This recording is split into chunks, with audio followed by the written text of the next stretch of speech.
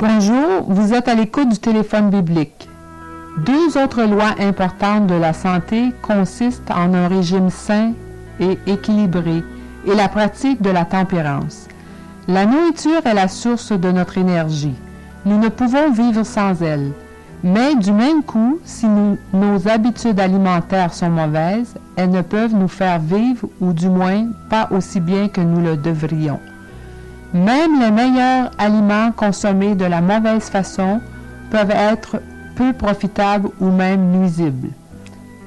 Un de mes amis dit souvent que les 2/3 de la population mondiale meurt par manque de nourriture, alors que l'autre tiers meurt de trop manger.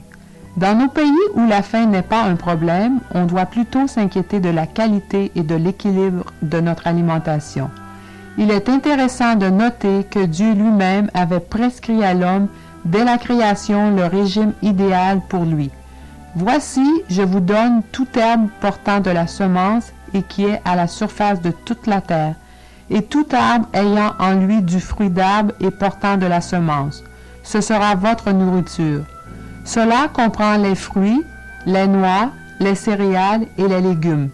Nous pouvons trouver dans la combinaison de ces aliments tous les éléments nécessaires à notre santé.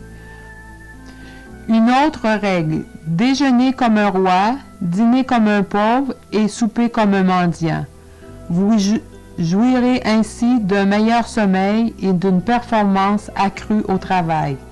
Vous pouvez également donner un repos à votre système digestif en évitant de manger entre les repas.